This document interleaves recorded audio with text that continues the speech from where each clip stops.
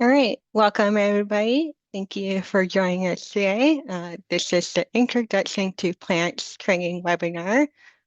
This is a webinar collaboration between Mushkegowuk Council Land and Resources Department and the Canadian Museum of Nature. So today we have a bunch of experts who will be talking to us about botany, the study of plants, what goes into collecting and researching, how to preserve and mount specimens of plants.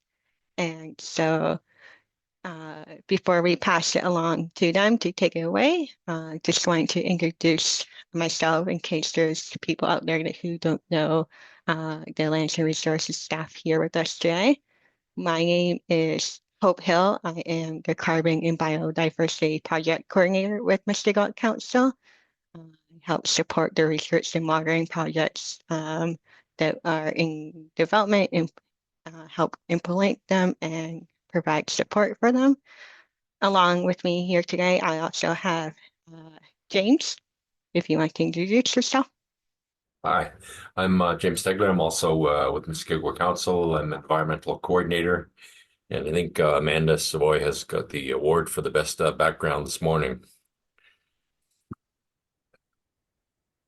Great, thanks. And we also have Vicky here today with us. Hi all, thanks for joining us and thank you to the museum. My name is Vicky Sanation. I'm the Knowledge and Research Manager here at Lands and Resources Mushkegowuk Council. Great, thank you. So just a few housekeeping rules. As mentioned previously, the session will be recorded. We also have people who will be presenting, and so we ask to keep yourself muted as people are presenting. We will have 2 periods for questions. So if you have any questions, feel free to put them in the chat to be read later, or you can also raise your hand at that point. Unless you have any burning questions, feel free to put your hand up. Otherwise, we will have periods for discussion. And I believe that's it on our end. And so I'll pass it on to the Canadian Museum of Nature to take away. I guess to you, Jennifer. Thank you. Good morning, everybody. We're just going to do a round of introductions as well.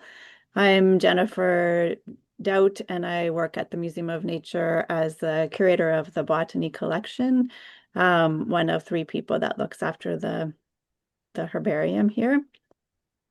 Well, at least 3. The whole team of many looks after it in each in our own ways. And I'm going to suggest that our team introduce themselves alphabetically by first name, starting with Adam, Amanda, and Chris, and continuing from there. Hi, my name is Adam Story. I'm a collections technician working on the Hudson's Bay Lowlands digitization project, and my focus is bryophytes. It's great to be here. Agreed. It's great to be here. My name is Amanda. I'm a research scientist at the museum. I'm also head of the botany section, and my specialty is seaweeds, as you can see in the photo behind me. So yeah, thanks. Hello, I'm Chris Deduke. I'm a botany technician working on the reorganization of the vascular plant collection, but my background is in fungi and lichens. Hello, I'm Keely LaFave. I'm a research assistant at the Canadian Museum of Nature, and I have some familiar faces I see. Nice to see you again, Hope, Vicky, and Jim. So I work with Amanda on macroalgae, and I was lucky enough to go up to Saskatchewan 2023, February, and talk to you guys about microalgae. Hi, everyone. I'm Lindsay Sharp, and I'm the assistant collection manager working in the herbarium. So I get to work with all of the collections that we'll be talking about today, and keeping them safe and preserved in the herbarium. Hi, everyone. Oh, sorry. Go ahead. Sorry, Paul.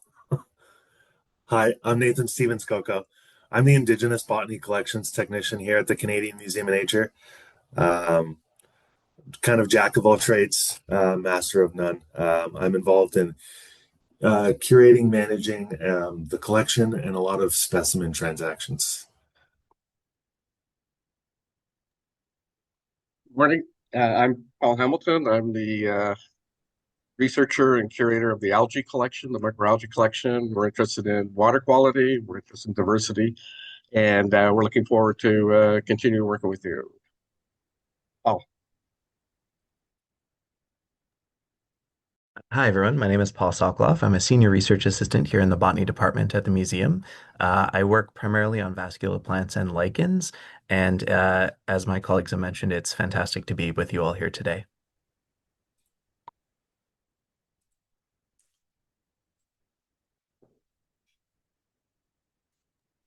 Is Troy here? Yes, that probably leaves me. Unfortunately, I cannot get my camera working. So hopefully I will by the time I present. But for now, I'll just tell you just by audio. And my name is Troy McMullen, and I study lichens. I'm a researcher at the museum, focused solely on lichens. And I've done quite a bit of work in the Hudson Bay lowlands or near Hudson Bay lowlands. I did my PhD in plots all around the Northern Boreal, which are, sort of sub-Hudson Bay lowlands area. I spent a few years in the Ring of Fire area working, and have done a few independent trips to do research just in general in the area as well. So I am familiar with it, and look forward to talking more about it later.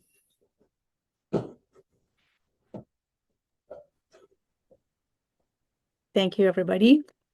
So we're going to begin with an overview of botany and botanical collections, sort of a general look as to sort of lay the groundwork for the more specific information that will follow. And so I will share my screen, and Nathan will be presenting first.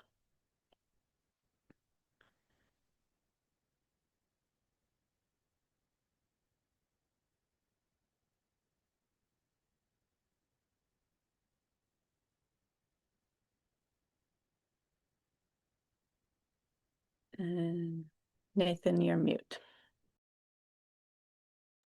Okay, I guess we did that slide already. But yeah, as Jennifer said, we're going to start very general, sort of introductory. And then we'll touch upon and go in more detail of these concepts and ideas throughout the presentation. So very general to start off, what is botany? Botany is the scientific study of plants, including their physiology, structure, genetics, ecology, distribution, classification, and economic importance. This includes their properties, biochemical processes, how plants are classified, plant diseases, and their interactions with the environment and other species. But why botany? So why are plants important? Many reasons. They give us clean air and water, as well as food and shelter, but are also the foundation for most terrestrial food webs and help interconnect everything together. Oxygen production, tools, transportation, identity, spirituality, and medicines, of course. So why do we study plants in nature? Why would we collect a specimen? Why do we collect plant specimens? For many reasons. We can learn the habitat conditions needed by plants that are important for food or medicine. We can learn the locations where certain species can be found, their broad distribution, but also the exact places where they're known to occur. We can learn how plants, their range, size, flowering times are changing in response to the changes in climate or disturbance, and how that might affect those that rely on those plants. Document the needs, changes in distribution or abundance of rare or endangered species. Document current conditions so that future changes can be detected. Document the spread of invasive species. learn to recognize edible, helpful, poisonous, or harmful species. And there are non-Western science applications from a First Nations perspective, such as traditional knowledge and their uses, harvesting locations, place names, but similar in concept. Plants can also show us how and when humans have moved across the landscape through time. So botany includes a lot of different things. I guess botany is more than just flowers and plants. There are subfields within botany that relate to particular groups of organisms that include vascular plants, mosses, lichens, algae. There are also subfields or divisions in botany, such as plant taxonomy, plant ecology, plant anatomy, plant morphology, lots of plant terms, plant systematics, phytochemistry, paleobiology. So yeah, botany includes a lot of different things. Includes plant-like organisms, includes propagation of wild organisms, includes propagation and wild organisms, sorry. Parts of plants, whole plants, ecology, interactions, landscape scale. Scale smaller than a cell through to entire regions, landscapes, and changes through time. But today we are focusing on whole plants in nature that we might run across outside. And this is a good segue into what a herbarium is. Jennifer can explain a bit more what a herbarium is, but working in botany and nature often means collecting samples to share with others. So a collection of preserved samples of specimens, like a herbarium, is one way to share these samples. So you can see here in this photo, which was taken at our herbarium, the National Herbarium of Canada, here at the Canadian Museum of Nature. There are samples of seaweeds, vascular plants on the sheets, on the pieces of paper, and then in the packets, we can see mosses and lichens in envelopes.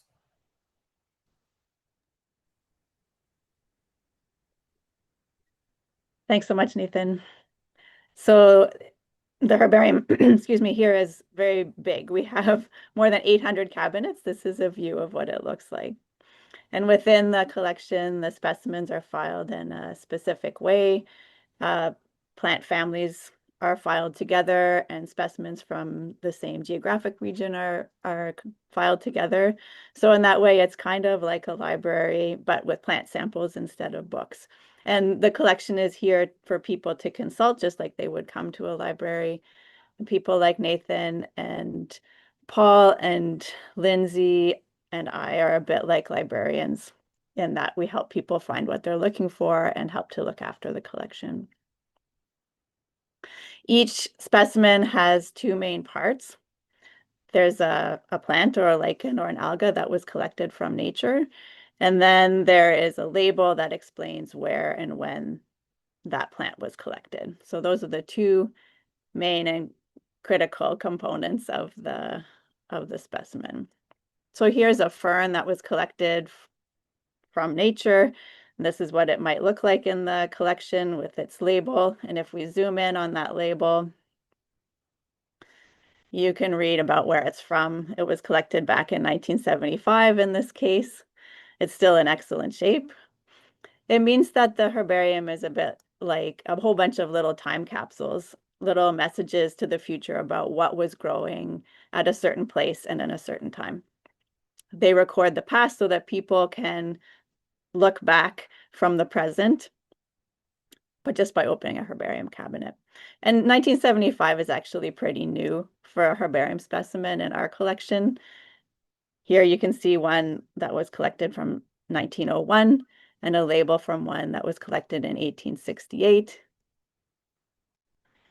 And the oldest ones that we have are from 1766, and they still look very similar to the ones that were collected in 1975. So really, we can collect plants today, and then our grandchildren's grandchildren's grandchildren would be able to see that specimen and learn from it in ways that we can't even imagine today.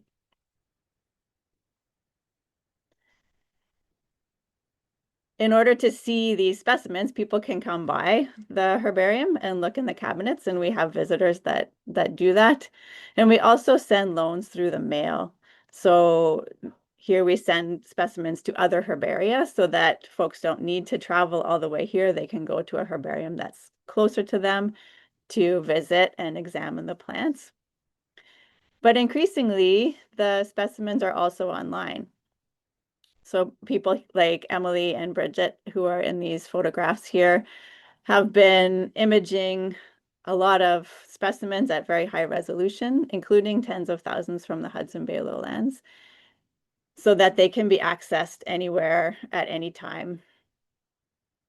They're all on the web, and here, if you want to see everything that we've digitized so far, you can go to the Global Biodiversity Information Facility. Just Google GBIF National Herbarium of Canada, and it should take you to the entire inventory. But I also have a QR code here for the HBL data set, and also for the algae database, which is currently separate from our main inventory on GBIF.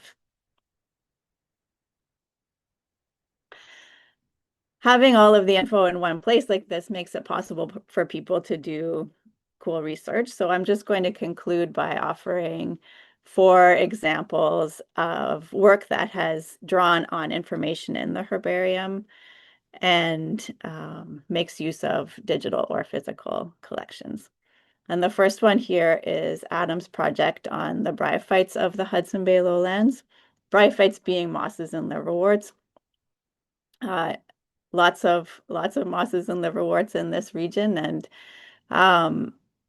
because it's so mossy, it's really surprising that there has been no comprehensive list so far for the species that are growing in that region, and it's because of his work to identify specimens and also everybody's work to digitize them that he's able to put this list together from herbarium specimens and the literature.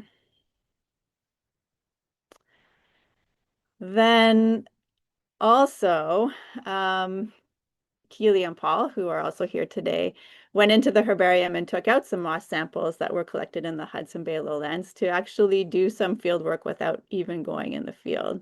And what they did was take samples that were collected in different areas across the Hudson Bay lowlands and carefully rinsed a small amount of the moss, collected the rinse water, which contained microscopic diatoms, too small for us to really see without a microscope. And then by using a microscope to identify them, we're able to figure out what diatoms were growing in all of those different areas. So the herbarium collection allowed them to do that work much more easily than it would have been to fly up to the Hudson Bay lowlands and fly around to these far-flung collecting locations.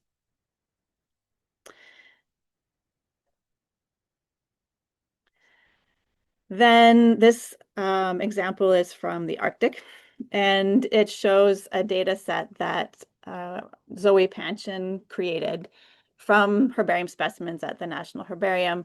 She and 8 of her team looked at 17,000 herbarium specimens of 97 species, and their goal was to learn if and how Arctic flowering times have shifted, because as you remember, every specimen has the date right on it. So they looked at these herbarium specimens and decided, okay, is it flowering? Is it in fruit? What's the date? They put all of that information into one analysis, and they were able to show that the Arctic flowering season is getting shorter.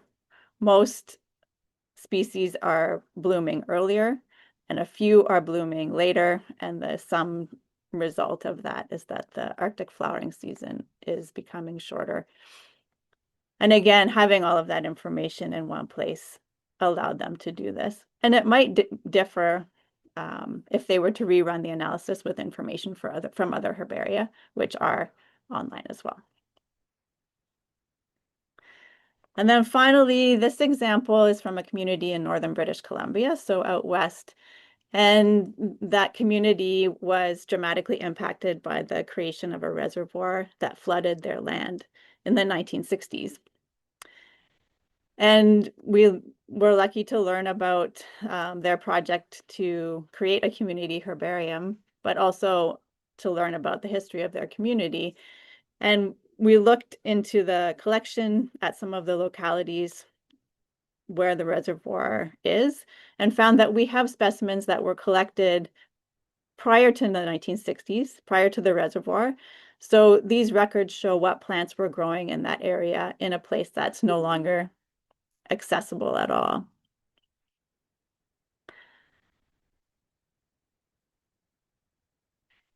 If you want to learn more about the herbarium, we have a YouTube channel where you can visit and learn not only about the plant collections, but also the zoology and mineralogy and paleobiology collections.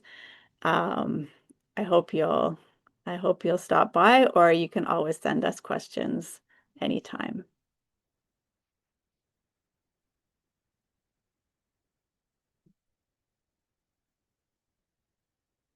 And now I'll pass it to Paul.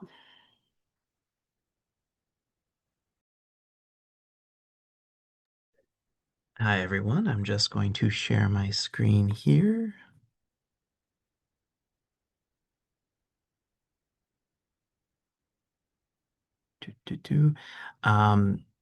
So today I'm going to cover botanical data collection. So what I'll be covering touches a little bit on all of the collections specialists that will be presenting after me.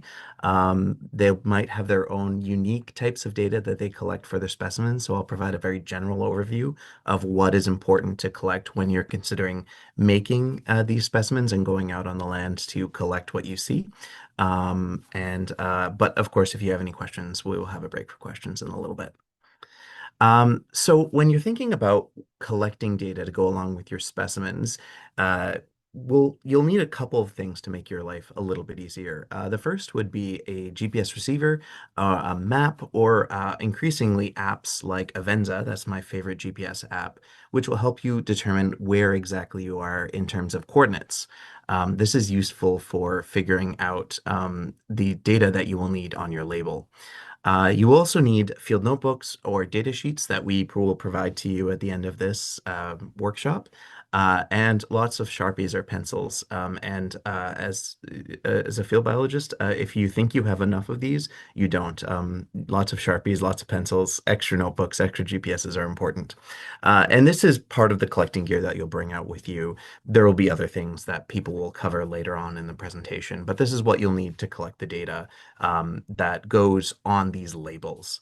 So essentially, what you'll need to consider is everything that will go on that label that Jennifer mentioned earlier that makes that pressed plant, that dried bryophyte, that algae, that lichen a herbarium specimen. And so you'll want to collect everything that will make the who, what, when, where, and why of that particular sheet. Um, we actually have here at the museum these herbarium specimen collection records. These are formatted to be printed out for write in the rain notebooks. You can actually print them on paper, put them right into a little binder and take them with you. You can also print them out on regular paper and bring them with you. You can also use them as essentially a guide on what kind of data to collect when you're out. And as I mentioned, we'll make sure that we provide examples of all of these, or provide copies of all of this at the end of this presentation in a way that you can easily print them out. There are a few sort of important notes to take that are all covered in these worksheets. The first one that I like to do is the site. This is the location of the specimen and the date that it was collected on. What we often will do when we're making collections in a general area, I'm thinking vascular plants, lichens, and bryophytes specifically because I know in algae you're dealing with a very different habitat type.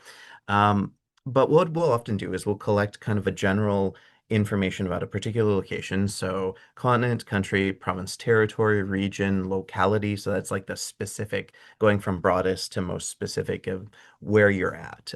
So if I was collecting here at the museum's building, I would say that I'm in North America, Canada, Quebec, I'm in the Outaouais region, and I would say in the locality I'm 1740 Pink Road, Gatineau. Maybe I would add something like just outside the loading dock doors if I was collecting weeds on our sidewalk here. In case of any other place, you could say you're collecting along a river, say 39 kilometers from a given landmark or from a community. These are all data that will help you essentially thinking about if you wanted to find these specimens later, these species later, what information would you need to write down now? So that's what I like to do. I mentioned GPS, add the latitude, longitude, and elevation. Lots of people will collect data, that kind of data, and things like UTM, degrees, minutes, seconds, degrees, decimal degrees, degrees, decimal minutes. I tend to prefer decimal degrees because it's easier for computer input. It means that you don't have to do any conversions along the way from mapping your specimens later. That's quite useful. And then I also like to add any habitat information. So, forest type, if it's a wet landscape, if it's a dry landscape, if it's along the coast, those are all data that I like to collect. And I don't do this for every single specimen. I'll do this for one site and then collect many different specimens at that particular site. So as an example here, if I'm collecting on this peninsula and it's got a very similar habitat all around. It's generally kind of within 500 meters of the coordinates that I recorded. I would associate all the specimens that I collected at that particular site. And then I would record that I collected in a 500-meter radius. And there's actually a spot there on the collection form. You can also, if you have a waypoint number in your GPS, you can record that too, just to make sure that you have that data later on. So going from the site then, what you can do is you can collect a variety of species from that site and just say that, hey, I've given this all one site number, and so then all of those specimens are collected from that particular site. It means you don't have to fill this out for every individual plant, every individual lichen, every individual bryophyte that you're collecting. You just do it once and then collect the species.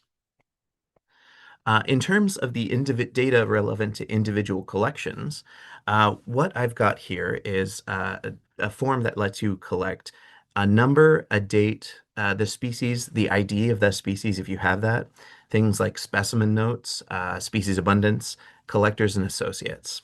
So the collection number is quite important because that is what will link your notes to the individual specimen that you're collecting.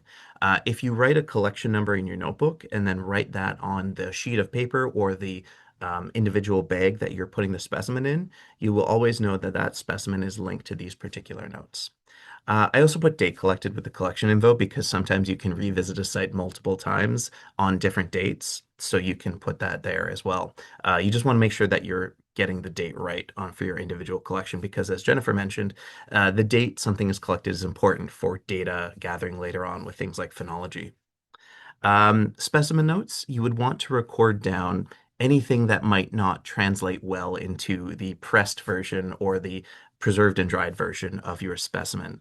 So that includes things like height of the individual organism, colors, petal color in particular on flowers fades quickly when you're drying them out, so it's important to collect that.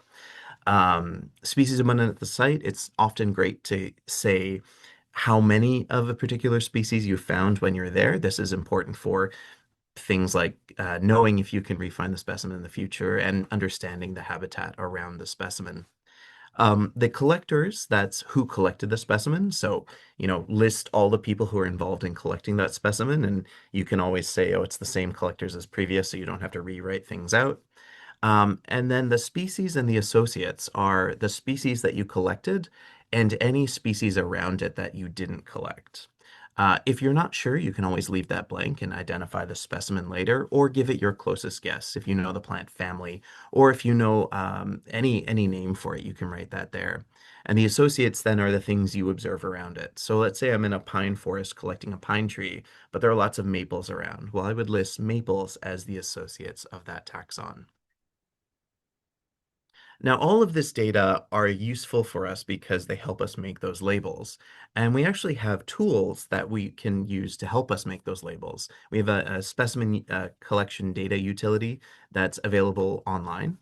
And if you do it right, all of that information that you collect will make a nice label like this that you can go and associate with your specimen, which will make it useful to not only scientists, but community members, artists, and researchers for hundreds of years to come. All of these tools are available to you online at nature.ca/labels. And I will drop that link into the chat because so you don't have to pull out your phone. And with that, I don't know if we're taking a break now, if we're going straight over to Nathan. I think we're going to pause and see if people have questions. And if anybody needs a quick break, maybe they'll use this opportunity as well. And then we'll get into collecting specific groups, starting with the bryophytes.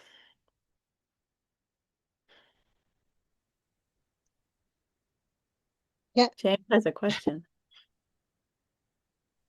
Hi, yeah, I had a question that was so when specimen names or species names have changed over time, right? As we sort of get a better understanding of taxonomy of that particular species.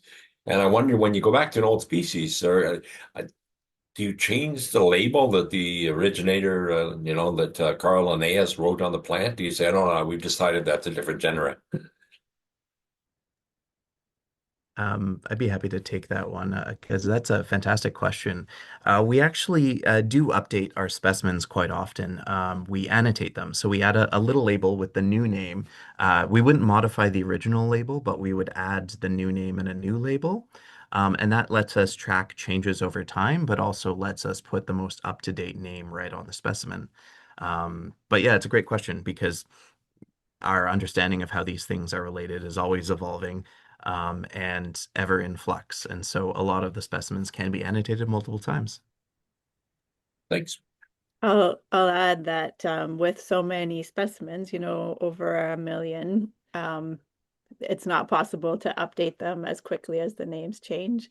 So you'll see when you're looking at the data or the images online that many of those specimens still have the old name.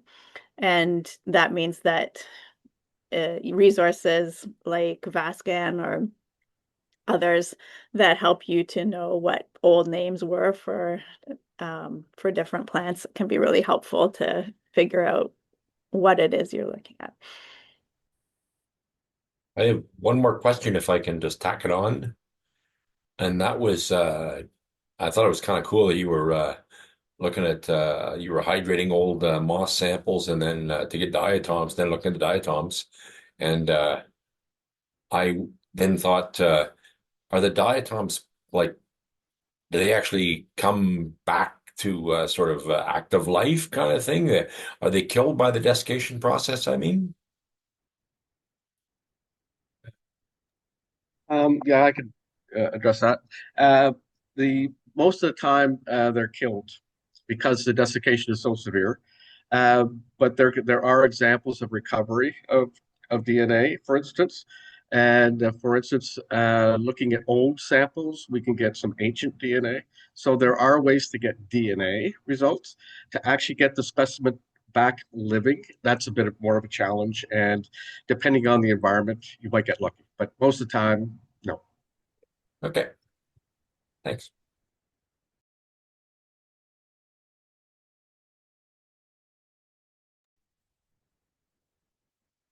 If anyone else has any questions, feel free to raise your hand or put it in the chat. And looking in the chat, I also don't see any questions, but if you have opportunity, feel free to also mention who you are and where you're coming from to see who is joining us today.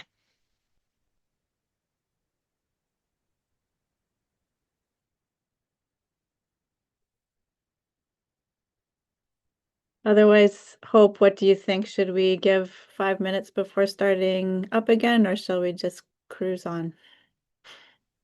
I think we're able to cruise on. Okay.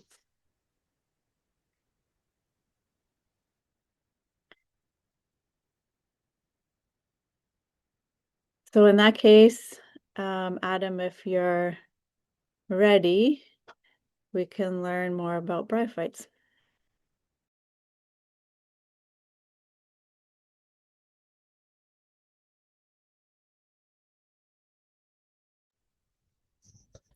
Okay. I think I shared the wrong slide.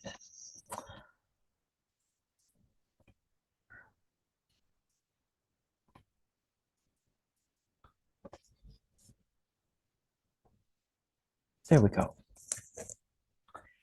Okay, so to start off, what are the bryophytes? So the bryophytes are three groups of small spore-producing plants.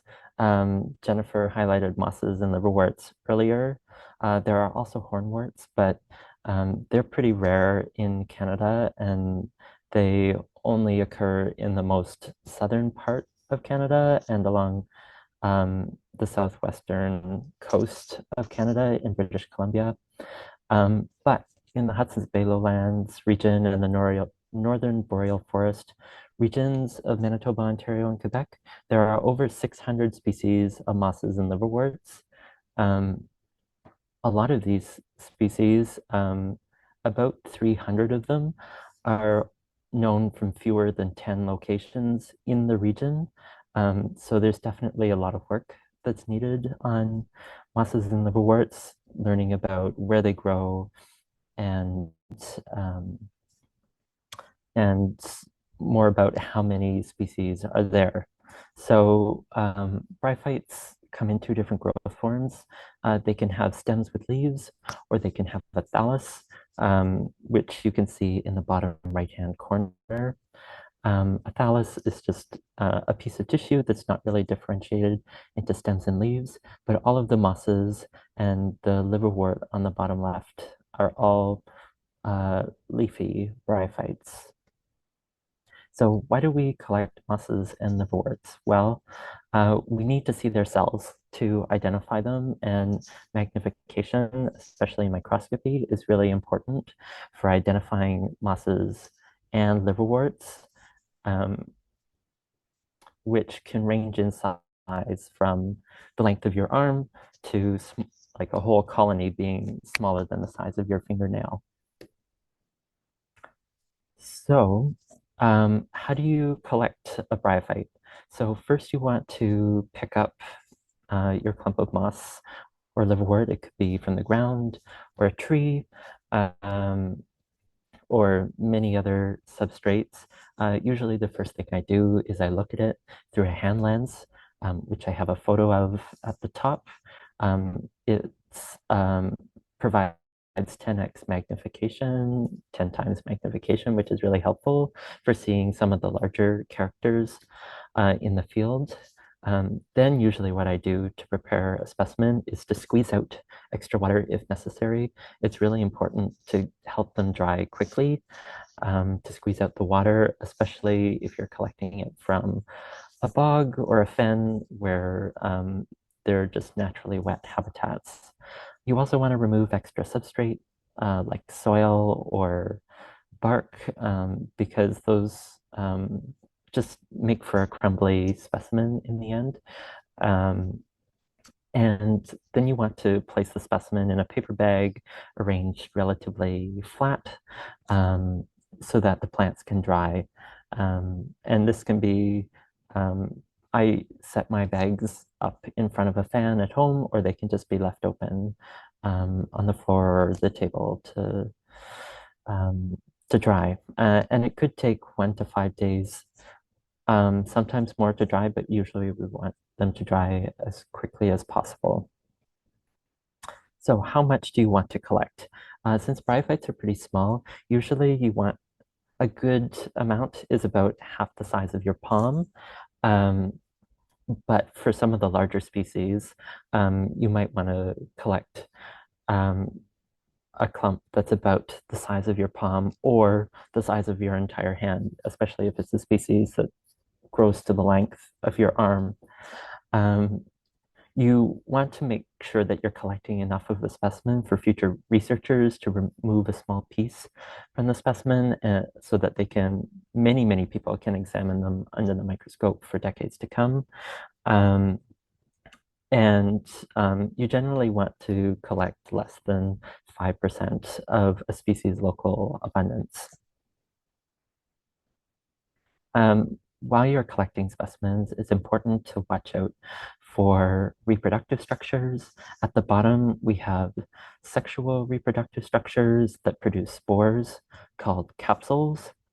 And then up at the top, we have asexual reproductive structures called gemmy that are also really helpful for identifying the species. They're not present in every species, but where they are present, they're usually helpful diagnostic characters.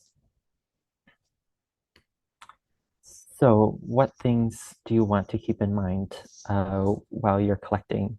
In addition to the habitat, like Paul was mentioning, you also want to note the microhabitat, which is where it was growing in the larger habitat. So it can make a difference if a moss was growing at the base of a tree or the trunk of a tree or on the branch of a tree, or if it was in a wetland on a hummock or down growing in a pool. These are really helpful for telling us about the ecology, and in some cases, it can help to narrow down what the species is. And with microhabitat, you also want to collect substrate. What was it growing on? So for example, growing directly on peat or rotting wood, tree bark, limestone rock, granite rock, other types of rock, or sometimes bryophytes will grow on other mosses or lichens, or sometimes even vascular plants if you find yourself in the tropics, especially on the leaves of the vascular plants. A lot of this data can be written onto the paper bag that you're putting your specimen in the field, and then or transcribed directly onto the data card or label. But as long as all of the data makes it on the label in the end, that's the important part to remember. And I think that's everything from me, and I will pass it off to the next person.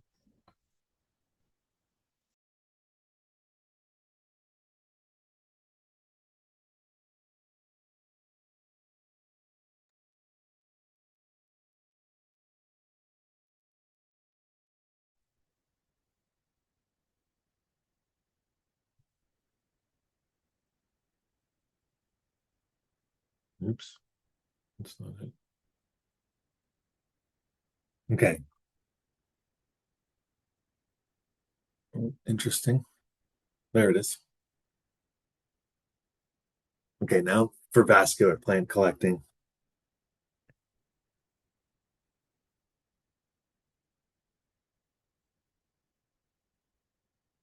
Okay, we'll start with some of the gear you will need for vascular plant collecting. I guess a plant press, very, very simple, low tech, wood frame, straps, and then slits of cardboard. Sometimes we call them blotters. They're just like foam or sort of extra absorbent, sort of clothy material. Cardboard and paper is typically fine. Straps to put a lot of pressure. You need to, put a lot of weight to really flatten and press the plants when they're inside of it. Newsprint is fine inside between the cardboards. So it'd be like a sandwich of plants to be pressed in a newspaper, then in cardboards, and then sort of repeat that process to press them in a plant. You'll also need a digger, trowel, spade.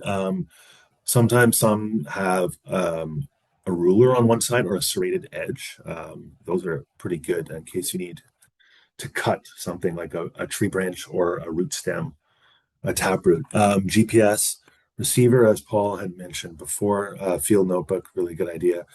Ziploc baggie is also a good idea. Maybe brown bag, paper bags as well. Again, lots of Sharpies, pens, pencils. You can never have enough, as Paul said previously.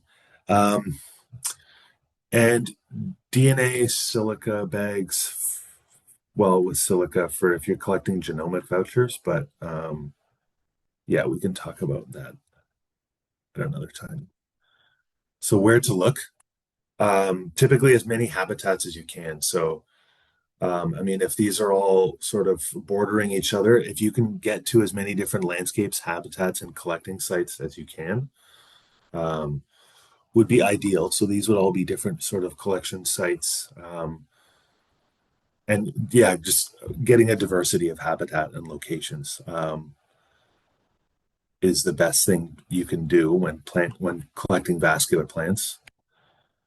Can I play this video? So here's Lynn Gillespie, one of our taxonomists and plant researchers doing some collecting in the Arctic.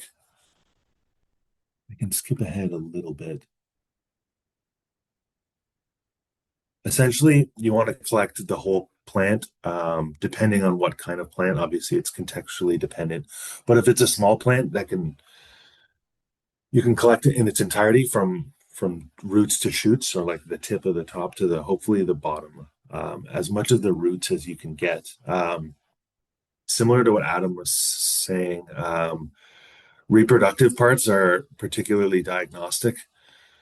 So if you can collect a plant with seeds or flowers on it, that is ideal. Those are the best things, typically, depending on the plant, but typically for identification.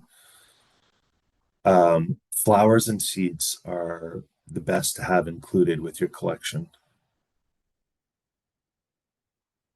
And you can see, sorry, Lynn is knocking as much dirt off of the root and the bottom of the plant. As if you can remove as much substrate as you can for vascular plants in the field before being pressed or dried is typically the best.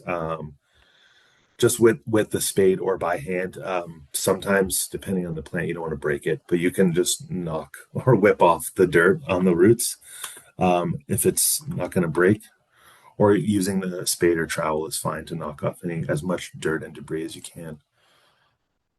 And this one is thinking in the field as well while collecting about the real estate of a herbarium sheet. I think it's about 12 by 16, roughly, approximately the dimensions. It's larger than a standard 8.5 by 11 piece of paper, but you want to try and think of that when collecting your specimen in the field to try and fill out as much. So either one large specimen or a few individuals to fill out most of the real estate of the sheet. A few little tiny ones like on the left isn't ideal. I guess it depends on the amount of material you have. If it's abundant, certainly collect as much as can fit onto a sheet. So yeah, this is a good point. What Lynn and I don't know if Roger were discussing, there's 2 Draba species in there. So it'd be better if there was just one. And typically you would label the newsprint with a collector number and at least the species, a quick species ID. If you don't have it to species level, then at least genus level on the newsprint on the outside. Collector number for sure would help. I don't know what else.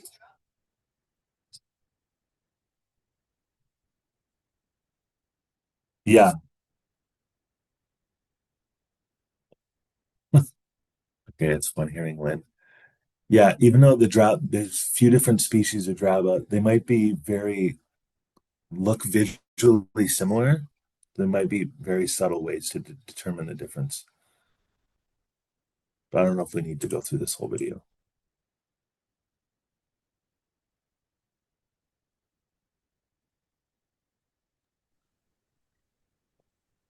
Yeah, if I can add something, you want to try to get everything into one number, collection number as much as possible, but also, in the field, you might not be able to tell things apart reliably. So trying to sort out your collections to individual numbers is important. Just as long as that number represents your notes, you're fine.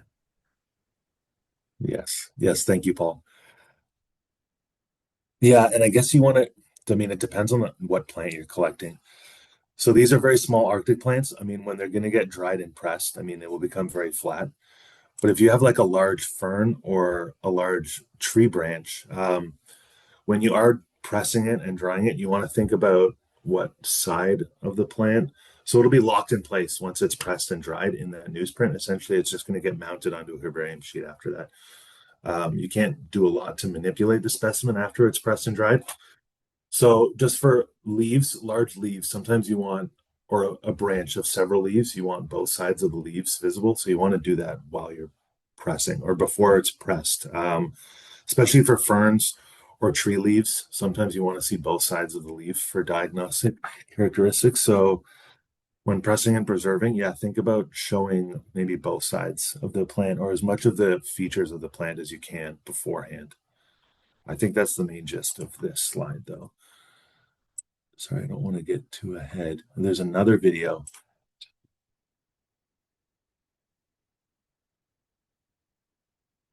Paul, do you know what Jeff is doing in this video? Yeah, it's actually pretty much the same thing as the next slides. So we could probably skip this one in the interests of keeping us on track for time. Sure. But essentially, what Jeff is doing is he's arranging things on the newsprint so that they'll dry out. You just want to make sure again that your notes reflect to the number that you've written on the outside of that flimsy. Nathan, if you wouldn't mind going to the next slide, actually, please. Yeah. Essentially, one more. There you go. You can just lay things out like that on your cardboard paper sandwich. If you have the roots facing outwards of vascular plants, they tend to dry faster because what's on the outside dries faster than what's on the inside. So it helps the whole press dry much more quickly. Then you just close that flimsy, making sure that it's got your collection number referring to the notes. You see Jeff is taking careful notes here. And then you stack it up in layers of cardboard, just like on the next slide. Thank you kindly, Paul. That's a good tip as well.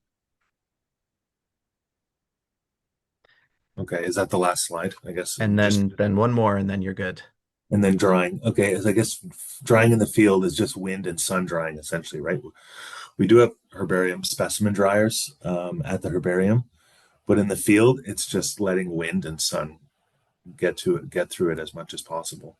And I guess another example of the sandwiches. Yeah, I guess don't be afraid to really tighten the straps as much as you possibly can. So like standing on them isn't a bad idea, standing on your press, just to make sure they're really pressed. But yeah, sorry. I will move on to seaweeds now, or with Amanda and Keely, because this has gone on, yeah, over time, I think. Actually, I noticed that there's a few slides about the DNA. There we go. Yes. Go ahead. For genomic vouchers, yeah, I don't know if Mushkegowuk or James and Hope plan on collecting genomic vouchers, but I mean, maybe Paul, you can help explain a little bit about this. Yeah, so essentially, the herbarium specimens are great for all sorts of purposes. Increasingly, with the specimens, having high quality genomic intact DNA is great for all sorts of projects on evolution, ecology, things that, as Jennifer mentioned previously, we might not have thought of yet. And so to preserve samples for those analyses, you actually take a subsample of leaf tissue from a plant, and that's where you put a little tag on it indicating exactly which plant that you got the subsample from. And you can tuck that plant into silica gel, which is essentially the thing that you get in a new pair of shoes, a new pair of boots, the packet that says "do not eat." No, because it's a desiccant and that would not be fun. However, adding that plant tissue with the number again to the desiccant would dry it out faster. I would say if you're interested in doing this, reach out to us because Roger Bull, who runs the National Biodiversity Cryobank of Canada, can supply you with these envelopes and silica gel ahead of time. And so that's just a really straightforward way to include that extra bit in your pressing process. And with the very last slide, if you don't mind, thank you. After your press plants are flattened and dried, what you can do instead of leaving them in the press, because you might need to put new plants in the press in the cardboards to dry out, you can actually take a stack of your specimens in their newsprint and tightly wrap them like a Christmas gift, so that they won't move around. So that's a really great way of just bundling your specimens up to ship them. If you're interested in knowing how to do that, I also have a video that I can share to anybody who wants to ship specimens to us ahead of time. So yeah, thank you. Thank you, Paul. Okay, I guess I will stop sharing. Thanks, Nathan and Paul. I'm going to share now. We all have to kind of do this awkward sharing. Okay. Can you see my screen? Yes. Okay. So I'm moving from the terrestrial environment now into the marine environment, but I'll also mention a bit about freshwater. So First of all, you're probably wondering, what are seaweeds? So seaweeds are marine macroalgae, and this photo here is from southern New Brunswick, showing how seaweeds can grow kind of in the intertidal in a tide pool. And seaweeds are a type of algae. So I'm talking about seaweed, and Paul after me is going to talk about diatoms, but this is just a tiny fraction of all the different types of algae that exist. So algae are found in terrestrial environments and freshwater environments. In the ocean, there's thousands and thousands of species worldwide. Most are very poorly known, and they range in size from 2 micrometers to 50 plus meters. So on the west coast of Canada, there's kelps that are 50 meters in height, but we also have algae growing in lakes and ponds that are, and in the ocean that are 2 micrometers. So a human hair is about 75 micrometers in width on average. So you can imagine how small an algae is that's 2 micrometers. This is not a group that's all related to each other. They're all kind of from different parts of the tree of life, but we lump them together for sort of practical reasons. And they're super important in terrestrial and aquatic habitats. And so seaweeds are basically algae that are macroscopic. You can see them with your eyes, and they're marine. And they're found in coastal regions all around the world. So from the tropics, growing on coral reefs, in temperate ocean, and in the north. So the further north we go in Canada, usually the less seaweed we see in the intertidal zone, kind of that zone between the low tide and the high tide, and the more we see in the subtidal. And you can imagine that this is because of ice. So when we have oceanic, like sea ice grinding along the shoreline, it doesn't create a very nice habitat for things to grow. So usually the further north you go, the less seaweed you're going to see just kind of on the rocks by the shore, and the more you're going to have to snorkel or scuba dive to see it. But seaweed also washes up. So you might see it washed up on a beach, you might see it washed up in a salt marsh. And so you can also collect this washed up material, which is called drift. And if you're collecting seaweed, you usually need to wear waterproof clothes, rubber boots, rain pants. Like the other people have mentioned, you need lots of paper and pencils. But just remember that anything you bring by the coast is going to rust. So if you need a knife, you need to buy like a dive knife or something that's rust resistant. Otherwise, it'll get ruined. Hand lenses will rust, so make sure you buy stainless steel hand lens. So, and it's nice to have a waterproof backpack, and just kind of the realization that everything you bring with you to the seashore is going to get salt water on it. And Ziploc bags are really important because you actually need to collect things in water. So in areas that have a high tidal amplitude, you can collect kind of going from low tide to high tide, or if you're just collecting drift on the beach, you can walk along the water's edge. And what you want to do is collect the whole seaweed, so the whole plant, including the base, which is called the holdfast, and you want to scoop up some water and put it in the bag of water. So what's different with collecting seaweeds is we want to keep them in water until we're ready to actually process them and press them. And this tip also applies for aquatic macrophytes, so like plants that live in fresh water, or algae that live in fresh water. You want to keep everything kind of in water until you're back in the lab or back where you're going to process the samples, because things will rot or go bad really quickly. So the idea is to kind of keep them cold, keep them in water, and then take them back to press them. And like everybody else, we have to take data collections. And so you want to, but it's tricky because you have this bag full of salt water. So if you buy the Write and Rain paper, you can write little notes inside your bags. And you want to do sort of very similar to what Adam mentioned, of kind of all the information about where you collected it, what it was growing with, what it was growing on, anything that might be lost. And then you basically have whole bunch of little Ziploc bags with your seaweed or aquatic macrophyte collections. And then we need to press them directly on herbarium paper.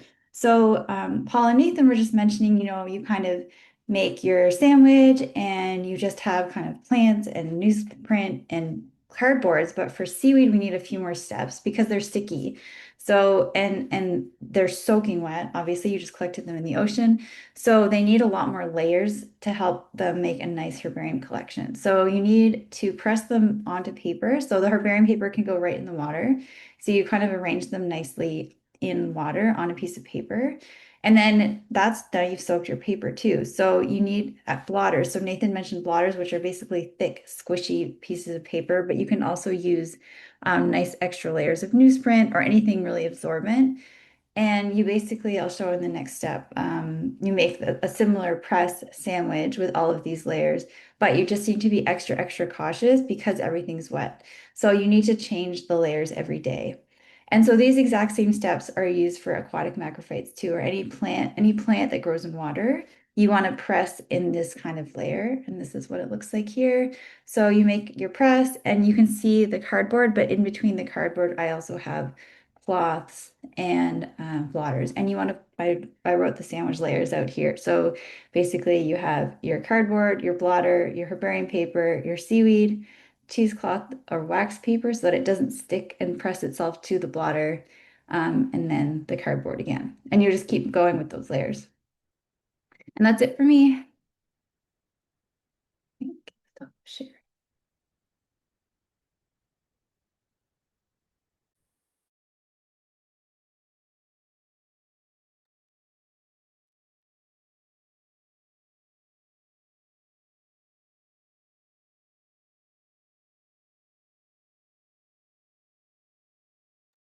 Oh,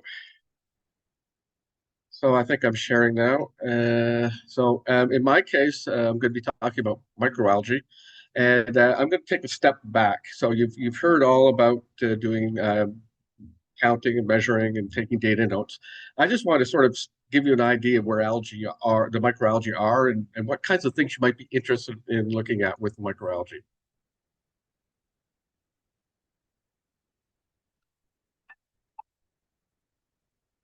Can you see the video? I don't think so, right? No, I think we're also looking at your Yeah, let me just PowerPoint view rather than the.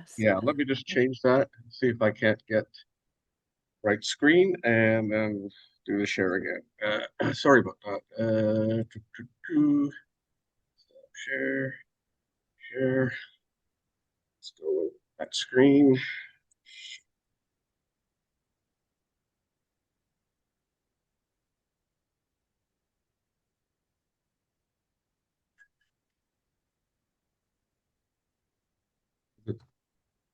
I think now Working we now? see, yeah, looks good. Perfect. I don't think, is there audio, Paul? Is the audio on? No, you might have to include when you share your screen, there's a toolbox at the top, and there'll be a section where you can share sound also. Share sound recording. I don't know where that is. Maybe I can just talk about it then. Maybe this is easy. Let's see here. Can you? Diatoms are microorganisms that live in water. We're talking about diatoms. Sorry to interrupt, Paul. The screen share is gone, so we're seeing you now. If you don't mind resharing, thanks. Okay, so this is from the blog shop. Okay. Excuse me. Let's see here. What to do? Maybe I will just share the screen again, and I'll just talk over it, the video. I'll try it again.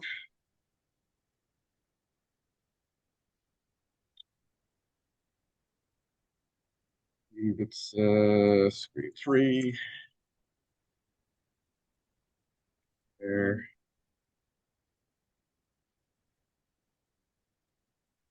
Now we see Screen? the screen, yep. Yep.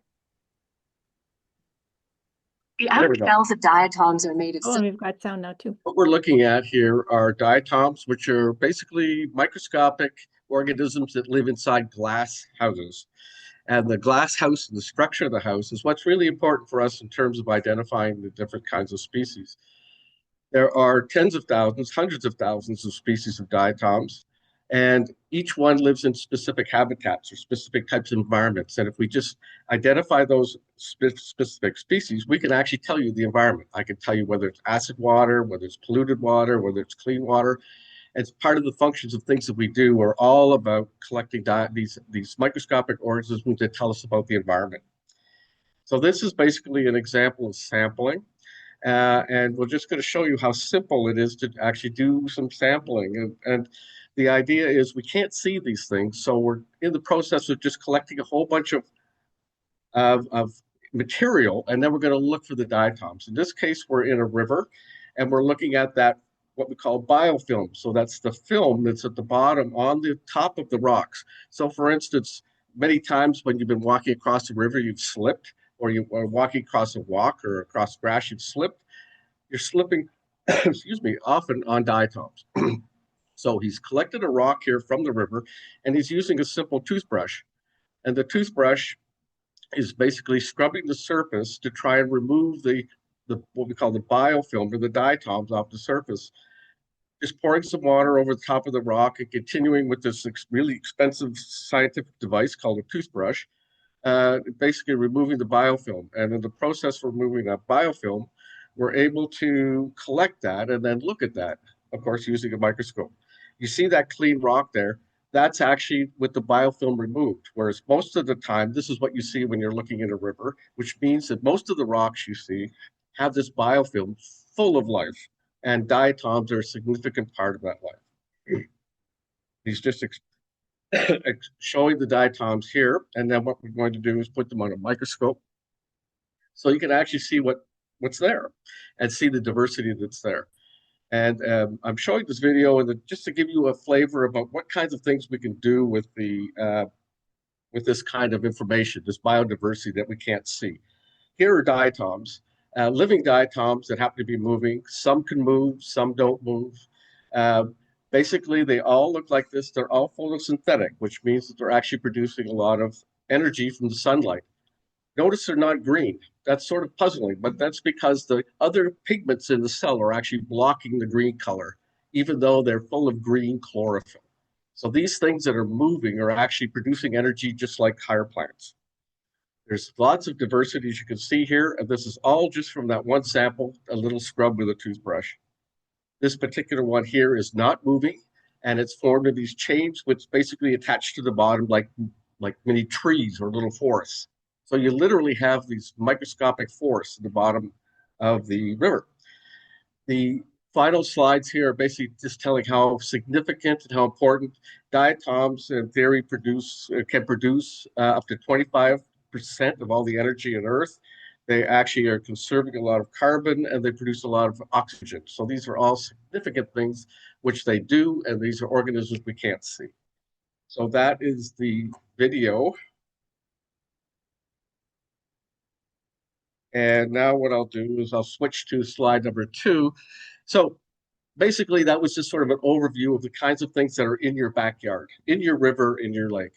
And when some of the things, the equipment that we've talked about with other people are very straightforward. We have bottles, we have sampling equipment from toothbrushes to turkey basters to environmental monitoring equipment. Depending on what level of study we want to do, we could take it to the different level to actually look at the kinds of data we want to collect and the kinds of answers to questions we want to look at.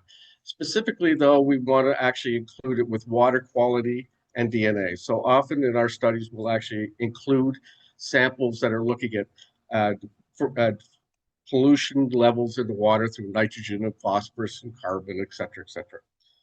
So my final slide is basically just saying, what can we do with you if you're interested to look at the biodiversity, look at water quality, and specific questions that you may have that are of interest to us using the microscopic organisms. They can be biodiversity related, they can be biologically related processes like energy production, for instance. They can be about education. For instance, there's no, as far as I know, most First Nations don't have words don't have a word for our English word algae. It can be used for art, as you can see on the left. And as you can see, we've already been working with James and doing some sampling and collecting in the Albany River. And we look forward to any kind of further work with you and in developing some interesting programs and conservation of the diatoms. With that, I will stop sharing and I'll on to Troy.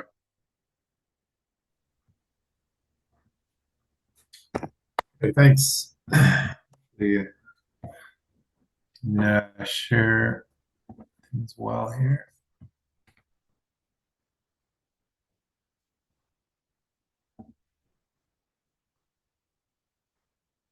Okay, does that look good for everyone? Yep. Okay, so for those of you who don't know what a lichen is, it's a bit of an abstract concept because multiple species working together, and the bulk of it are fungi. So they're fungi living a certain lifestyle where they're hanging out with a photosynthesizing partner and getting all their energy from the sun that way. And so they become these self-contained little ecosystems or packets that can live on their own just about anywhere. So they can live on rock, they can live on wood, they don't need soil, they can produce everything that they need. They can get it from the sun and from what washes over them in the water and the air. And they're really speciose, like they're really abundant in terms of numbers and diversity. In Ontario, there's over 1,100 species in Ontario, and a large number of those occur in the Hudson Bay lowlands. So I'm going to show you how to what to look for while we're out there, and like looking at lichens and what tools to use. So I'll use this tool sheet. These are all the tools for studying lichens, and kind of go through them as we go through the lichens and which tools you'd want to use for each lichen. So here we have some Peltidra species or dog lichens. And so these grow in the soil amongst the moss. And if you want to collect them, you should be looking for, just like the vascular plants, when you're looking for flowers or different types of fruiting bodies, the same thing with the lichens. Here we have two species, and it'd be a whole lot better if you found some with the fruiting bodies. So those red ones, in terms of being able to identify them, because they can look very similar. So the spores that are produced in those fruiting bodies make a big difference. So if we're collecting something like this, these are not attached very tightly. You can even pull it up with your hands. But I generally use a knife, a fixed blade knife that has a wide brim, or like a wide blade, so you can cut through and get a nice sample. And in the field, I store them in just paper bags. I label them with all the data that we talked about earlier. But the thing that's most important for lichens, like especially important, it's all important, but is the substrate. Lichens are very substrate specific. They'll tell you what kind of rock they're growing on.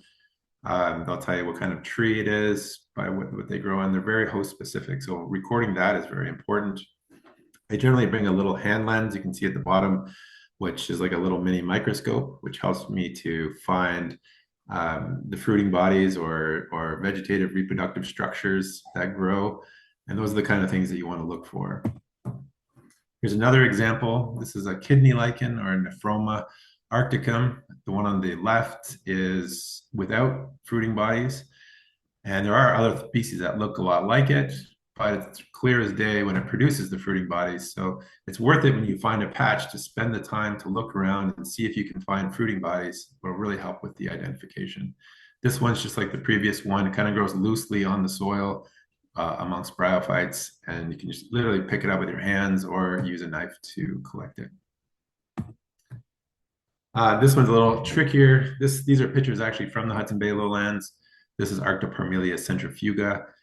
And it makes these big centrifuge growth patterns where like the older portions die off and newer portions grow, and it makes these rings on the rocks, makes it very distinctive, but it's not always like that. So if you see that, you can identify it quite clearly, but it can grow like on the right where you can see fruiting bodies from one. You see the one on the left, there's no fruiting bodies on it, even though it's really mature. So spending time to look around to find one with fruiting bodies and then it doesn't always produce those rings. So in that case, it's really important to have the fruiting bodies to make sure what species it is. So if we're collecting on rock, it's much more difficult. If you tried to scrape this lichen off of a rock with a knife or your hands, you're just going to end up with a pile of dust pretty much. It's better to chip a piece of the rock and keep the specimen looking good. So in that case, I bring a cold chisel, like the one here with the blue handle. I use the handle so you don't hit your hand, but you can also get a smaller chisel like the yellow one in the middle. And then I usually bring, if it's softer rock, like limestone, I'll bring a 2-pound hammer. And if it's more acidic or granitic type rock, I'll bring a 4-pound hammer. And you're looking for little seams in the rock where you can actually chip away and pop them out. A smooth granite face is very difficult to get a lichen off of. But sometimes that's the only place it grows, and it can be frustrating for studying lichens. Here's another example. These are ones that grow on the soil directly.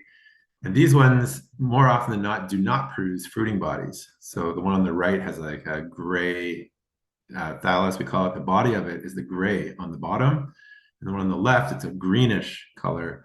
And they grow more commonly without their fruiting bodies. And so if you see something like that, you might say, well, that's some life form, let's just collect it. But more often than not, it'll be a lichen, and it's worth looking around until you find those fruiting bodies, because it's incredibly difficult to identify without them. With these ones, just using the hand lens to look for fruiting bodies, and then using the fixed blade knife again, just cutting some of the soil. You have to take the soil with you. It's impossible to separate them. And then I glue them. Once I take them back, I collect them in paper bags, put no pressure on them, bring them back to the lab, dry them out, and then turn them upside down, and I'll use glue, usually diluted with a little bit of water so it's a little bit runny, and it goes into the soil, and it will help to like solidify the entire collection that you've made. And lichens often grow, especially in the Hudson Bay lowlands. There's a lot of dead standing trees, and they're often covered with lichens. And when they're this type of lichen, where they're growing right into the wood, it's difficult to get them off. So even with a knife, I find it difficult to get them off very well. So I usually use a wood chisel, which is circled at the bottom there, and the hammer that I have for rocks as well, and just chisel out a piece of the wood to get the lichen, get a nice collection of the lichen. Again, always using the hand lens to make sure that you're finding fruiting bodies before you collect it. Or it doesn't have to be fruiting bodies necessarily. This is 2 different lichens that look like they have fruiting bodies, but these are vegetative reproductive parts. And usually lichens will either make a fruiting body where they're reproducing sexually, or they're reproducing vegetatively. And these 2 are vegetative. That white dust you see on the lichen on the right, just one little fleck, like there's lots and lots of grains of those. It's like a powder. It's like talcum powder.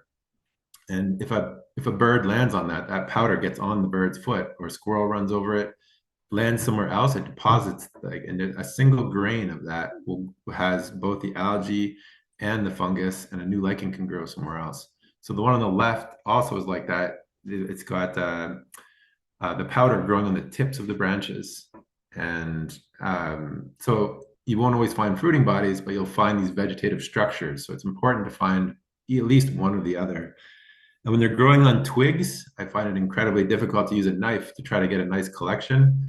So I snip them with pruning shears. So you can get a nice, so it keeps the specimen intact. So with both of these specimens, I would snip above and below the specimen and put it in a paper bag until I got it back to the lab and for mounting.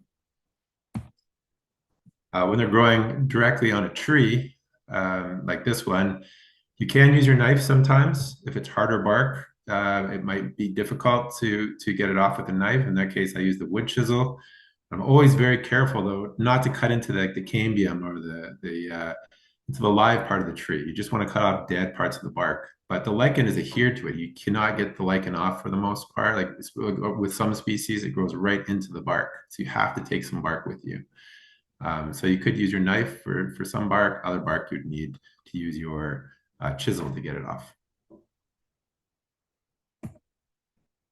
And then it starts to get messy when they're growing on rocks, like the one on the right here. You can see there's some red lichen, some yellow lichen, and there's about 5 different species growing on the one on the right. And it's really difficult to separate those into individual collections.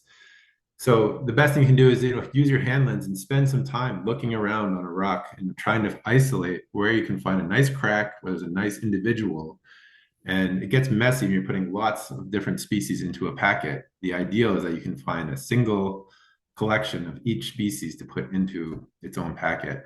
Otherwise, it's hard to find in the herbarium. You've got to go to, like, there might be a card in one area that directs you to another area where the specimen will be. It's much simpler, much cleaner if you can get an individual collection. It's not always possible, but you should always try. And then the one on the left, the orange one, that's an example of one that is just on a smooth face. Like, there's no cracks. It's really difficult to collect those ones. But if it's the only specimen around and you really want it, I will dig like a little trench with my rock chisel around the outside of it. And that sometimes will take me half an hour, 45 minutes to make one collection. If it's really important, it takes a long time. But if you dig a trench around the outside, then you can pop out the middle of the trench and you can get a nice specimen. Troy, for time, I'm going to suggest that we go to fungi unless there's something. No, I was just going to say lichens grow on other things. This is on resin. This is on a graphite. Same, just to know it's on different substrates. And I was going to talk about the importance of pressing them for things like this. You've got to wet them and press them and dry them, put them into packets. That's all. Thanks so much.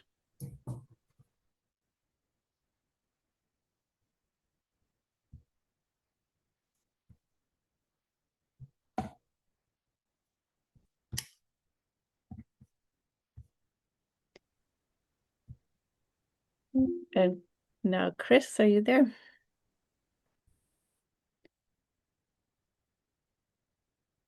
Yes, I am. Okay, just hold on. Okay, I'll just try and share my screen.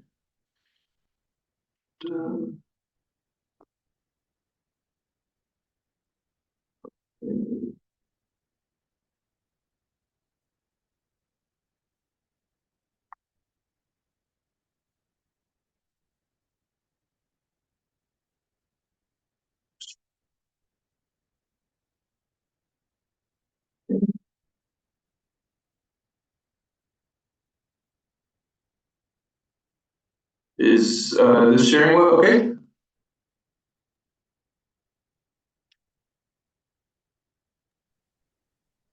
It was. But no, there we go. Yeah. Okay. Okay, so I just wanted to back up a little bit because lichens and fungi actually belong to their own kingdom, independent of vascular plants. And so while they're included in botany, they are separate. Similar to animals and plants, they are eukaryotes, so they do have nuclei in their cells. And similar to plants, they also have cell walls. But like insects, they're actually made out of chitin. They reproduce by spores, and they are heterotrophic. And this photo here, you can see, this looks like Agaricus bispora, so the supermarket mushroom. But what we typically associate as a fungus is actually the fruiting bodies, which are more often ephemeral. And a lot of times it's actually the biomass of these mycelial networks that are found within the substrate that make up most of the fungi. However, identification requires that you collect the fruiting body because often there's not much diagnostic characters with the mycelium. And since fungi are heterotrophic, meaning they require food from other sources, fungi have come up with 4 different ways of acquiring nutrients from their environment. As Troy mentioned, their lifestyles. Lichenization, as Troy talked about, is one of them, which is a symbiosis with an algae or cyanobacteria. However, there is also saprotrophy, which is the feeding on dead and decaying organic matter. Parasitism, which is feeding on live mushrooms, plants, or animals. And mycorrhizae, which are mycelial networks that connect to surrounding plants or trees. And this photo here has 2 different types of fungi. You've got the coral fungi, which is a mycorrhizal species, and then you've got the Cladonia rangiferina, which is a lichen growing on moss. Now, there are between 2.2 and 3.8 million estimated fungi, and there are 19 major groups in the fungal kingdom. However, when people talk about fungi, they're typically referring to one of two of these groups. The first is the basidiomycetes, or often called the macrofungi, and this is where you would typically find your mushrooms. A lot of these species are found growing, they fruit in the fall, but can also fruit in the spring or in the summer, depending on what species. And they also exhibit all four types of lifestyles. The other is the ascomycete, or microfungi. Often you'll find these growing on logs or on soil. These also are typically found in the fall. The perennial versions of the basidiomycetes, if you're looking for them year-round, those would be sort of your conchs or your polypores, whereas your perennial ascomycetes, the most common ones would be lichenous fungi. Now, if you're interested in photographing fungi, it's important to get multiple angles because there's a lot of diagnostic characters that are hidden under the cap. And so if someone asks you to identify a photo based on just the upside of the cap, you really can't identify very much because the cap could be hiding whether it produces gills, tubes, teeth, folds, and these are all diagnostic characters for identifying species. So it's often good to get photos like one on the left where you've got sort of a tipped over view that shows the underside as well. And then also, if you're interested in learning about the fungi, it's good to get different life stages. So the photo on the right shows the button stage for this agaric, or this amanita, as well as sort of a mid growth stage, and then the mature, fully formed fruiting body. Now, included with the collecting information for site, species, date, everything that's been previously mentioned. For fungi, it's important to include, especially for mycorrhizal species, the closest tree, because this can be a diagnostic feature for narrowing down species or groups. Sometimes they produce unique smells. It's interesting to collect a mushroom and find out that it smells like maple syrup or coconut. These are good note because the smells can also fade through time. Sometimes when you collect them, they can stain or bruise, and so if you pick it up, it actually turns like sometimes certain species turn like a blue stain. Vibrant colors are good to note because as they dry out or age, the color will fade, and so if you're trying to identify something that was originally red but looks pink, that can change your determinations. Some species, if you, especially with the gills, if you cut them, they will produce a milk or a latex, and so that's an important feature to look for. Viscosity, so in the sample on the right, you'll see that it looks kind of wet and tacky looking. That's an important character to note. Also, when you're collecting species that grow on the ground, it's good to collect below the surface because they may also have a bulb or a sac, which is a diagnostic feature. Also, certain species will produce almost like a mycorrhizal taproot, which is good to try and see. And if you're looking for some of the insect parasites, if it's growing on wood, it's sometimes good to try and just dig down a little bit because you might find that the fungus continues into the wood and is connected to a larvae or something like that. Growth habit is important to note because sometimes species are solitary, some are gregarious, some grow in colonies or rings. And also important to note that with trees, if it's a saprotrophic species, gravity is important. And so if the tree is fallen over, the fungus can actually change its growth form depending on whether it was originally standing or not. And in some cases, it will grow as a polypore in one instance and as a crust in others. So for collecting, similar to lichens and bryophytes, paper bags are pretty standard. These are great for larger specimens. You keep them open and dry them out, and you can write your information on the bag. For smaller, more delicate specimens, I like to use tackle boxes. It's obvious when they're wet because they get humid and foggy looking, so just keep them open. And you can write on small pieces of paper and put them in each compartment to keep track of your specimens, or draw a grid in your collecting book. Some tools, which Troy went over most of them because they're very similar. Hand lens is good for looking at small features. Knives you can use to cut or dig. Garden clippers are good for small branches. A handsaw is good for larger branches. Hammer and chisel are good for bark or polypores. Fungi that are not lichenized don't often grow on rocks, so they're not really necessary as a collecting tool. And if you're interested in looking at fungi but without disturbing them, some people use an old makeup compact mirror, and then you can look under the surface of the cap without disturbing the fungus from its mycorrhizal network. And for drying and preserving, moisture is the enemy of fungi. It causes them to deteriorate quicker and also can introduce mold and bacteria. So a good tool is a dehydrator. And then once the specimens are dry, you can store them in paper packets, envelopes, or plastic bags. Plastic bags are useful to keep out moisture, but they need to be replaced because they become brittle with age.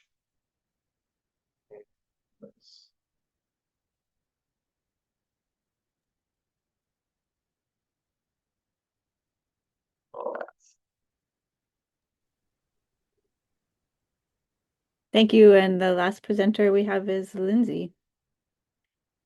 Hello, I'm just going to share my screen as well.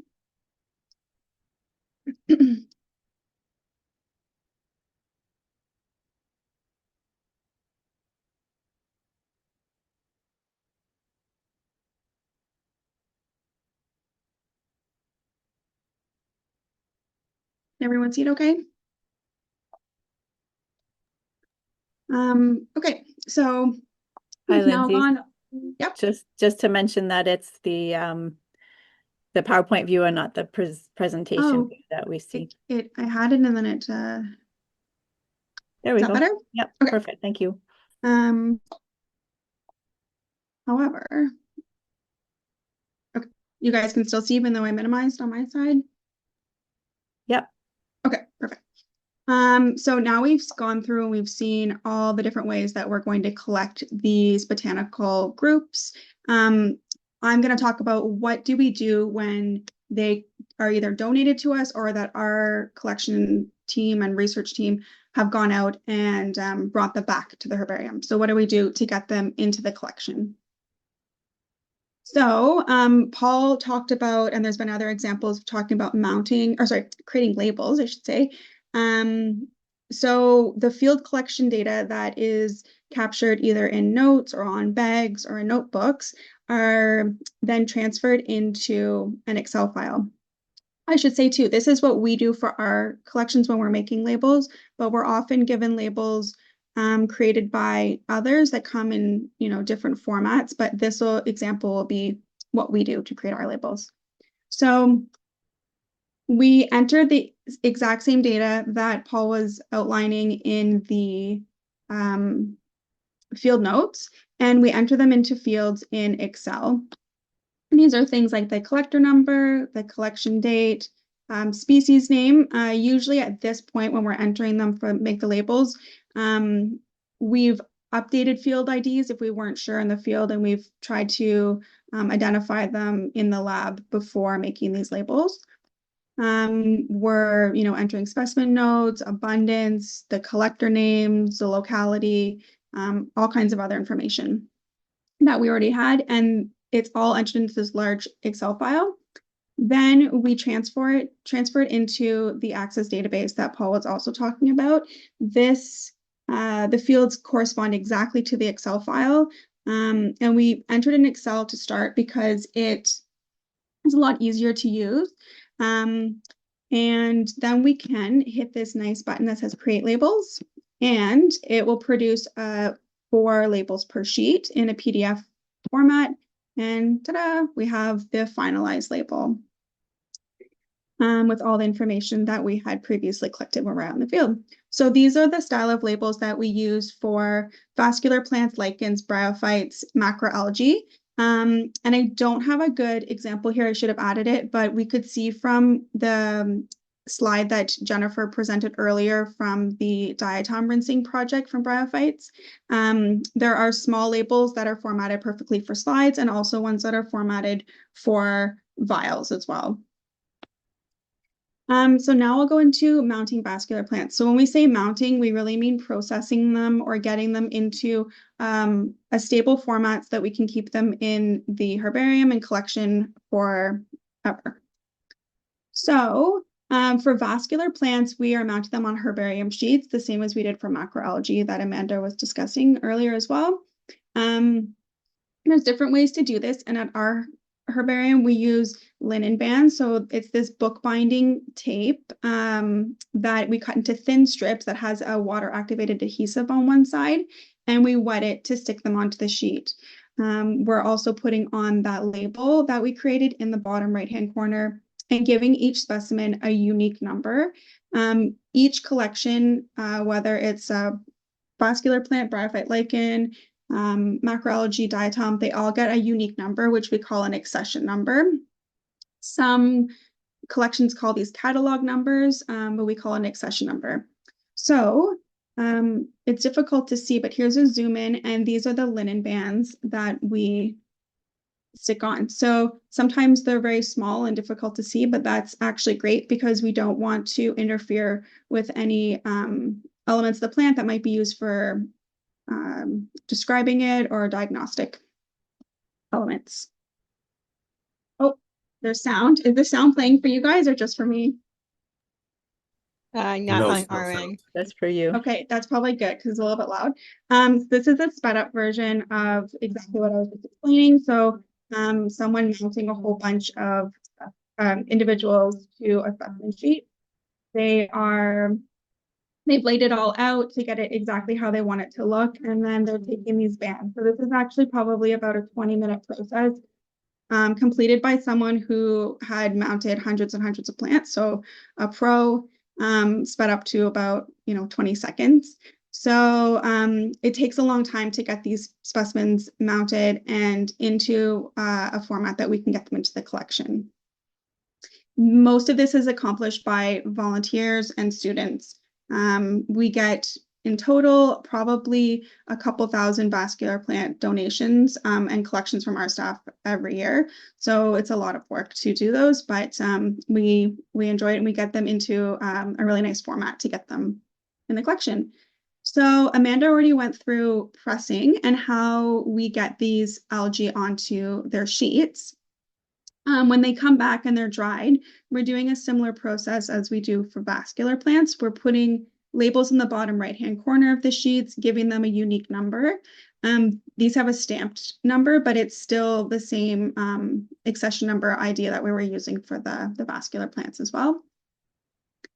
And in some cases, they're pressed onto a full herbarium sheet, and in other cases, they are pressed onto a smaller sheet in the field, and we actually cut these out and make them a little bit smaller and glue the whole paper onto a larger herbarium sheet. And on top of that, sometimes they don't fully stick to the herbarium sheet when they're pressed in the water in the field. So we sometimes have to add some glue to the underside. So we do sort of a bit of a PVA glue water mixture, and we were actually painting underneath the specimen to stick it back onto the sheet and putting some wax paper and applying some weight onto it while it dries. And Paul went through some of the diatom collections. So we keep samples that are liquid samples. We like fluid samples. We also have dry samples, diatom specimens that are sorted and then mounted onto SEM stubs for photographing, and we also keep the slides. So sometimes there's many components that from one sample that can make up a whole bunch of these herbarium specimens. Oh, and that's a close up, but Paul already showed some great pictures of diatoms. So bryophyte mounting and lichen mounting that I'll talk about next are done in a little bit of a different way. They're kept in these smaller packets. The same label is put onto the the top of the packet, it's given its unique number as well. And inside of the folded packet, we have a backing card with a specimen on it, the unique accession number written on it, and the collector number as well. And in some cases, we have additional pieces that we want to keep safe, so small pieces that have fallen off, or reproductive structures that we want to make sure we don't lose, so we keep them in a packet as well.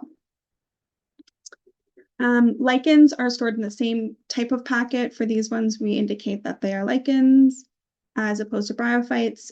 The label is put onto the top edge of the packet as well. It's given a unique number and put on the same kind of backing card. However, for certain lichens that are collected, like fruticose lichens, we will put a piece of cotton behind them, and this will help to the lichen to not fall into the bottom of the packet and get damaged over time. We also have to get creative for very fragile specimens so they don't turn into a pile of broken fragments and dust in the bottom of the packets.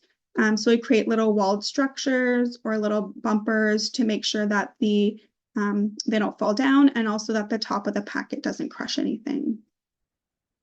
Additionally, we keep any small notes. Sometimes there's testing notes or field notes that are really important. We'll keep those in the packet as well, so that anyone looking at it in the future will be able to discern those notes as well.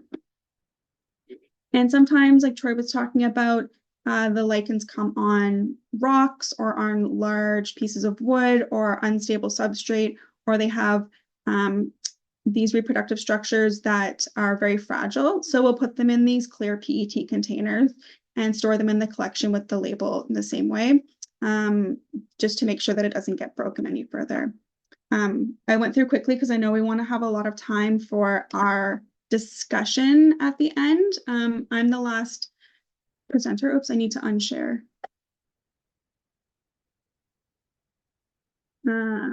Stop sharing. But I know that we have about 15 minutes for any discussion or questions that anyone might have about not only my slides, but anything that we've talked about today.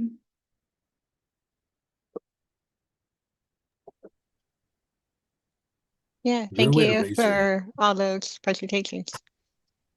Go ahead, Nathan. Oh, thank you for attending. One glaring omission, or perhaps several, for the vascular mounting, or vascular collecting, very quickly. If it's oversized, so if it's a tall grass or something, if it's too big to fit onto a standard herbarium sheet, you can fold it and bend it like an accordion. So it fits inside of the newsprint, and then it will fit onto a herbarium sheet. Same thing with tree branches. So a tree is too big to put on a herbarium sheet, but you can use printing snips or shears to cut off a branch. There are diagnostic features. Bud scales, leaf buds, the tip of the branch can be diagnostic if it's something too large for a herbarium sheet. But most importantly, ethical and sustainable harvesting and collecting methods, I think, it depends on the collection.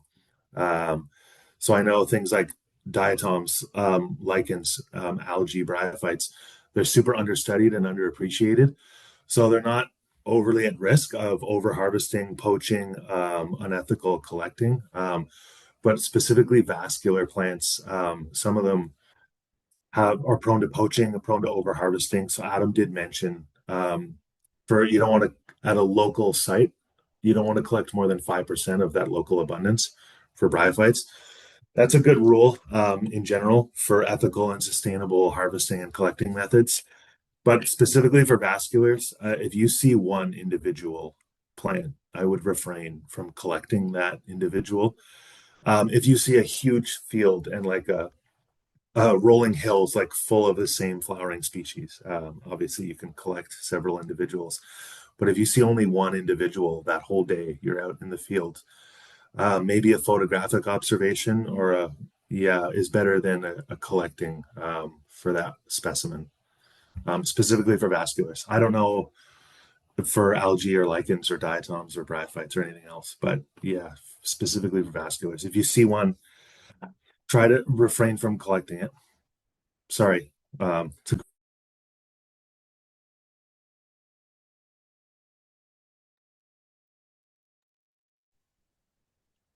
Thank you for that, Nathan. Yes, those are all important considerations to take into account. So we want to open up the floor to any questions you may have for any of the presenters or general questions. Feel free to put in chat or raise your hand.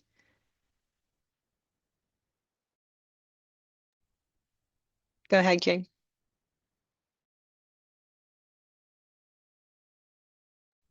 You're on mute. Go. No, not. I was a question was for Chris. I didn't catch your last name. It was the end of the D, I know. It was about you talked about life habits of different types of lichens and fungi. I guess you were talking about fungi, and one of the life habits was lichens. But I was confused when you talked about another two was one was saprotrophy and one was mycorrhizae. And I never thought of mycorrhizae as a life habit, I guess. I thought of it as kind of a more of a part of the fungi. And so I was a bit confused. And I mean, saprophytes, it's kind of clear, I guess they are drawing their energy from dead material. But how do you differ that from mycorrhizae? Okay, thanks. Yep. Sorry, last name is Deduk, just D-E-D-U-K-E.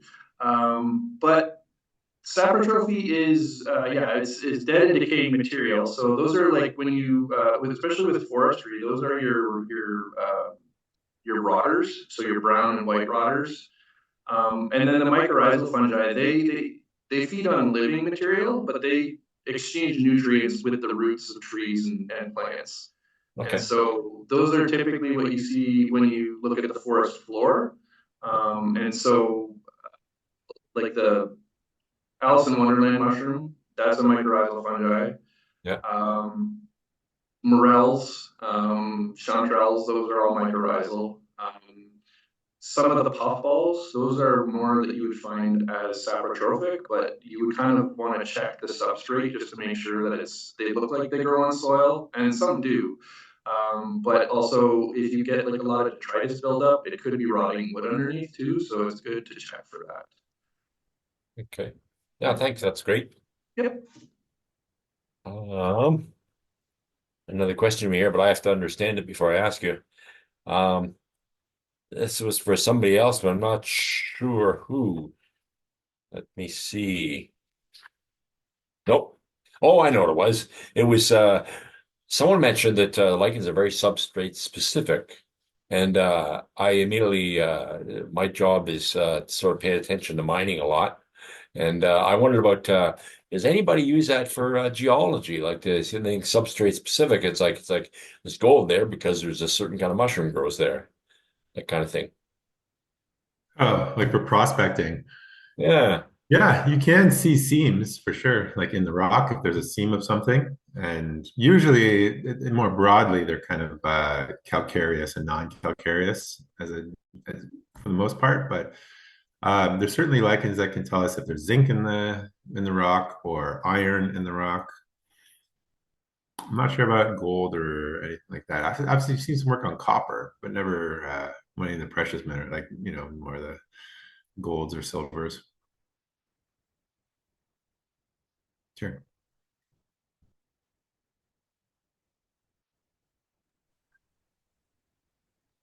Paul, you have your hand up? Yeah, just really quickly add the microalgae, just like the lichens and fungi, can also talk a lot about the environment and contaminants as well. Specifically with not so much with gold because there's no relationships, but there's certainly relationships with other metals like lead, copper, zinc. So a lot of the biological life forms can be linked to contaminants.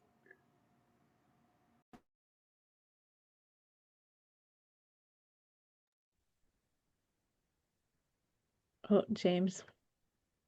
I'm just going to hold you guys back from your lunch for a second longer. No, this is great.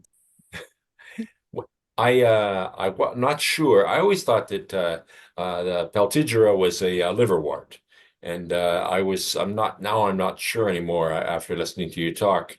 And I just wonder now, I think, what are liverworts? Like, where do they where do they fit in taxonomically, I guess? I can answer this one. So liverworts are true plants. They're not fungi. Um, they look similar to some fungi because one of their growth forms is thalloid, so they can look a lot like lichens, but usually they're bright green to like even like this bluish green color, whereas lichens dominate earthier colors like grays and browns and but you can also have green lichens. Um, I also find that thalloid liverworts are often fairly delicate as well. In comparison, they're very thin. Um, Once you start to look at a lot of them, you'll get the vibe of what a liverwort is versus a lichen. But if you were to put it under the microscope, the cells of the liverworts are like angular and like mosses, whereas if you put the lichen under a microscope, you would see like the fungal hyphae growing through. Troy, do you have anything else that you want to add? No, I think you covered it well. They really, once you see them side by side, there's a general gestalt that's different, and then with Baltidras specifically, there's a distinct.